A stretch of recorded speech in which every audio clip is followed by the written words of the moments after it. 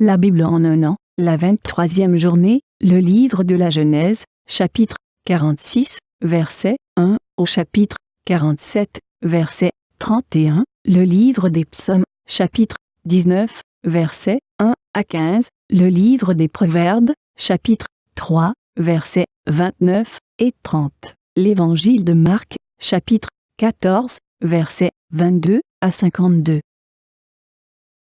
Le livre de la Genèse, chapitre 46. Israël partit donc avec tout ce qui lui appartenait. Arrivé à Beer-Shéba, il offrit des sacrifices au Dieu de son père Isaac. Dieu parla à Israël dans une vision pendant la nuit. Il dit « Jacob, Jacob !» Israël répondit « Me voici !» Dieu dit « Je suis Dieu, le Dieu de ton père. N'aie pas peur de descendre en Égypte, car là-bas je ferai de toi une grande nation. Je descendrai moi-même avec toi en Égypte, et je t'en ferai moi-même remonter. C'est Joseph qui te fermera les yeux. » Jacob quitta Beer-Shéba. Les fils d'Israël installèrent leur père Jacob avec leurs enfants et leurs femmes sur les chariots que le Pharaon avait envoyés pour les transporter. Ils prirent aussi leurs troupeaux et les biens dont ils étaient devenus propriétaires dans le pays de Canaan. C'est ainsi que Jacob se rendit en Égypte avec toute sa famille. Il emmena avec lui en Égypte ses fils et ses petits-fils, ses filles et ses petites-filles et toute sa famille. Voici le nom des descendants d'Israël qui vinrent en Égypte. Il y avait Jacob et ses fils. Fils aîné de Jacob, Ruben. Fils de Ruben, Enoch, Palu, Hetzron et Carmi. Fils de Siméon, Jemuel, Jamin, Ohad, Jaquin et Tsocar, ainsi que Saül, le fils de la Cananéenne. Fils de Lévi, Gershon, Kehath et Merari. Fils de Juda, Er, Onan, Shéla, Péretz et Zérak. Cependant Er et Onan moururent dans le pays de Canaan. Les fils de Péretz furent Hetzron et Hamul. Fils d'Issachar, Tola, Puva, Job et Shimron. Fils de Zabulon, Séred, Élon et Jaléel. Voilà quels étaient les descendants que Léa avait donnés à Jacob, à Padan-Aram, en plus de sa fille Dina. Ses descendants et descendantes étaient 33 au total. Fils de Gad, Tifjon, Agi, Shuni, Etzbon, Éri, Arodi et Aroéli. Fils d'Asser, Jimna, Jishva, Jishvi et Béria, ainsi que Sérac leur sœur. Fils de Béria, Héber et Malkiel. Voilà quels étaient les descendants de Zilpa, la servante dont Laban avait fait cadeau à sa fille Léa. Elle donna ses enfants à Jacob, 16 personnes au total. Fils de Rachel, la femme de Jacob, Joseph et Benjamin. En Égypte, Joseph eut Manassé et Éphraïm, que lui donna Asnath, fille de Potiphéra, le prêtre d'On. Fils de Benjamin, Béla, Béker, Ashbel, Géra, Naaman, Éhi, Rosh, Mupim, Upim et Ard. Voilà quels sont les descendants que Jacob eut par Rachel, 14 personnes au total. Fils de Dan, Hushim. Fils de Nephtali, Jatseel, Guni, Jetser et Shilem. Voilà quels sont les descendants de Bila, la servante, dont Laban avait fait cadeau à sa fille Rachel. Elle donna ses enfants à Jacob, 7 personnes au total.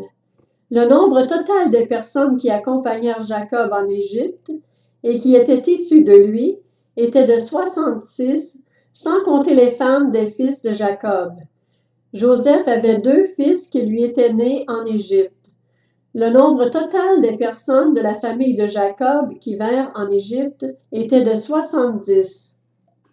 Jacob envoya Juda vers Joseph avant lui pour qu'il lui prépare la voie en Goshen, et ils arrivèrent dans la région de Goshen. Joseph attela son char et y monta pour aller à la rencontre de son père Israël en Goshen. Dès qu'il le vit, il se jeta à son cou et pleura longtemps sur son épaule. Israël dit à Joseph, « Je peux mourir maintenant puisque tu es encore en vie et que j'ai vu ton visage. » Joseph dit à ses frères et à la famille de son père, « Je vais avertir le Pharaon et je lui dirai, Mes frères et la famille de mon père qui étaient dans le pays de Canaan sont venus vers moi. Ces hommes sont bergers car ils élèvent du bétail. Ils ont amené leurs brebis, leurs bœufs et tout ce qui leur appartient. Quand le Pharaon vous appellera et demandera « Quelle est votre occupation ?» vous répondrez « Tes serviteurs ont élevé du bétail depuis leur jeunesse jusqu'à présent, tout comme leurs ancêtres. » De cette manière, vous pourrez habiter dans la région de Goshen, puisque tous les bergers font horreur aux Égyptiens. Le livre de la Genèse, chapitre 47. Joseph alla avertir le Pharaon et lui dit, « Mes frères et mon père sont venus du pays de Canaan avec leurs brebis, leurs bœufs et tout ce qui leur appartient. Ils sont dans la région de Goshen. » Il avait pris 5 de ses frères et il les présenta au Pharaon. Le Pharaon leur dit, « Quelle est votre occupation? » Ils répondirent au Pharaon, « Tes serviteurs sont bergers, tout comme l'étaient leurs ancêtres. » Ils dirent encore au Pharaon, « Nous, tes serviteurs, nous sommes venus pour séjourner dans le pays, parce qu'il n'y a plus de pâturage pour notre bétail. En effet, la famine pèse lourdement sur le pays de Canaan. Veuille donc autoriser tes serviteurs à s'installer dans la région de Goshen. » Le Pharaon dit à Joseph, « Ton père et tes frères sont venus vers toi. L'Égypte est devant toi. Installe ton père et tes frères dans la meilleure partie du pays. Qu'ils habitent dans la région de Goshen. Et si tu sais qu'il y a parmi eux des hommes capables, confie-leur la responsabilité de mes troupeaux. » Joseph fit venir son père Jacob et le présenta au Pharaon. Jacob bénit le Pharaon. Le Pharaon dit à Jacob, « Quel âge as-tu? » Jacob répondit au Pharaon, « Ma vie errante dure depuis 130 ans. Elle a été courte et mauvaise, et elle n'a pas atteint la durée de la vie errante de mes ancêtres. » Jacob bénit encore le Pharaon et se retira de devant lui. Joseph installa son père et ses frères et leur donna une propriété en Égypte dans la meilleure partie du pays, dans la région de Ramsès, conformément aux ordres du Pharaon. Joseph fournit du pain à son père et à ses frères, ainsi qu'à toute la famille de son père, en tenant compte du nombre d'enfants. Il n'y avait plus de pain dans tout le pays, car la famine était très grande. L'Égypte et le pays de Canaan dépérissaient à cause de la famine. Joseph récolta tout l'argent disponible en Égypte et dans le pays de Canaan et versé en échange de blé, et il le fit entrer dans la maison du Pharaon. Quand l'argent de l'Égypte et du pays de Canaan fut épuisé, tous les Égyptiens vinrent trouver Joseph en disant, « Donne-nous du pain, pourquoi mourrions-nous sous tes yeux? En effet, il n'y a plus d'argent. » Joseph dit, « Donnez vos troupeaux et je vous donnerai du pain en échange de votre bétail s'il n'y a plus d'argent. » Ils amenèrent leurs troupeaux à Joseph et celui-ci leur donna du pain en échange des chevaux, des troupeaux de brebis et de bœufs et des ânes. Il leur fournit ainsi du pain cette année-là en échange de tous leurs troupeaux. Lorsque cette année fut passée, l'année suivante, ils vinrent trouver Joseph et lui dirent, « Nous ne te cacherons pas, Seigneur, que l'argent est épuisé et que nos troupeaux de bétail sont déjà en ta possession, Seigneur. Il ne reste plus rien devant toi, Seigneur, si ce n'est notre corps et nos terres. Pourquoi mourrions-nous sous tes yeux, nous et nos terres? Achète-nous avec nos terres en échange de pain, et nous serons au service du Pharaon, nous et nos terres. Donne-nous de quoi semer, afin que nous restions en vie et ne mourions pas, et que nos terres ne soient pas dévastées. » Joseph acheta toutes les terres de l'Égypte pour le Pharaon. En effet, les Égyptiens vendirent chacun leur champ parce que la famine les pressait. C'est ainsi que le pays devint la propriété du Pharaon. Quant à la population, il la déplaça dans les villes, d'un bout à l'autre des frontières de l'Égypte. Il n'y eut que les terres des prêtres qu'il n'acheta pas, parce qu'il y avait une prescription du Pharaon en leur faveur. Ils vivaient du revenu que leur assurait le Pharaon, c'est pourquoi ils ne vendirent pas leurs terres. Joseph dit au peuple, « Je vous ai acheté aujourd'hui, ainsi que vos terres, pour le Pharaon. Voici de la semence pour vous, et vous pourrez ensemencer le sol. Vous donnerez 1/5 de la récolte au Pharaon, et vous aurez les 4 autres parties pour ensemencer les champs, et pour vous nourrir, vous, vos enfants et les membres de votre foyer. » Ils dirent, « Tu nous sauves la vie. Si nous trouvons grâce à tes yeux, Seigneur, nous serons esclaves du Pharaon. » Joseph fit de cela une prescription, en vigueur aujourd'hui encore, d'après laquelle 1/5 du revenu des terres de l'Égypte appartient au Pharaon. Seules les terres des prêtres n'appartiennent pas au Pharaon. Quant à Israël, il s'installa donc en Égypte dans la région de Goshen. Ils acquirent des propriétés, eurent des enfants et devinrent très nombreux. Jacob vécut 17 ans en Égypte, et la durée de sa vie fut de 147 ans. Lorsqu'Israël approcha du moment de sa mort, il appela son fils Joseph et lui dit, « Si j'ai trouvé grâce à tes yeux, mets ta main sous ma cuisse et jure que tu feras preuve de bonté et de fidélité envers moi, en ne m'enterrant pas en Égypte. Quand je serai couché en compagnie de mes ancêtres, tu me transporteras à l'extérieur de l'Égypte et tu m'enterreras dans le tombeau familial. » Joseph répondit, « J'agirai conformément à ta parole. » Jacob dit, « Jure-le-moi. » Et Joseph le lui jura. Puis Israël se prosterna à la tête de son lit. Le livre des Psaumes, chapitre 19. Au chef de chœur, psaume de David. Le ciel raconte la gloire de Dieu, et l'étendue révèle l'œuvre de ses mains. Le jour en instruit un autre jour, la nuit en donne connaissance à une autre nuit. Ce n'est pas un langage, ce ne sont pas des paroles, on n'entend pas leur son. Cependant, leur voix parcourt toute la terre. Leurs discours vont jusqu'aux extrémités du monde, où il a dressé une tente pour le soleil. Et le soleil, pareil à un époux qui sort de sa chambre, s'élance dans la course avec la joie d'un héros. Il se lève à une extrémité du ciel et termine sa course à l'autre extrémité. Rien n'échappe à sa chaleur. La loi de l'Éternel est parfaite, elle donne du réconfort. Le témoignage de l'Éternel est vrai, il rend sage celui qui manque d'expérience. Les décrets de l'Éternel sont droits, ils réjouissent le cœur. Les commandements de l'Éternel sont clairs, ils éclairent la vue. La crainte de l'Éternel est pure, elle subsiste pour toujours. Les jugements de l'Éternel sont vrais, ils sont tous justes. Ils sont plus précieux que l'or, que beaucoup d'or fin. Ils sont plus doux que le miel, même le miel qui coule des rayons. Ton serviteur aussi est éclairé par eux.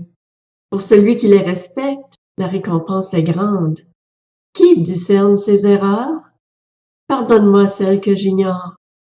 Préserve aussi ton serviteur du sentiment d'orgueil, qu'il ne domine pas sur moi. Alors je serai intègre, je ne commettrai pas de grands péchés. Fais bon accueil aux paroles de ma bouche et aux sentiments de mon cœur.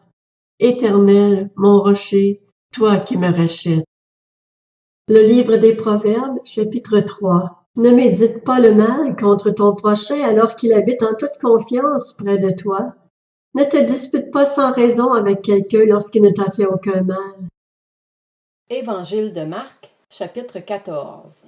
Pendant qu'il mangeait, Jésus prit du pain, et après avoir prononcé la prière de bénédiction, il le rompit et le leur donna en disant, « Prenez, mangez, ceci est mon corps. » Il prit ensuite une coupe, et après avoir remercié Dieu, il la leur donna, et ils en burent tous. Il leur dit, « Ceci est mon sang, le sang de la nouvelle alliance, qui est versé pour beaucoup. Je vous le dis en vérité, je ne boirai plus jamais du fruit de la vigne, jusqu'au jour où je le boirai nouveau dans le royaume de Dieu. » Après avoir chanté des psaumes, ils se rendirent au mont des Oliviers. Jésus leur dit, « Vous trébucherez tous cette nuit à cause de moi, car il est écrit, je frapperai le berger et les brebis seront dispersées. Mais après ma résurrection, je vous précéderai en Galilée. » Pierre lui dit, « Même si tous trébuchent, ce ne sera pas mon cas. » Jésus lui dit, « Je te le dis en vérité, aujourd'hui, cette nuit même, avant que le coq chante 2 fois, toi, tu me renieras 3 fois. Mais Pierre reprit plus fortement, même s'il me faut mourir avec toi, je ne te renierai pas. Et tous dirent la même chose.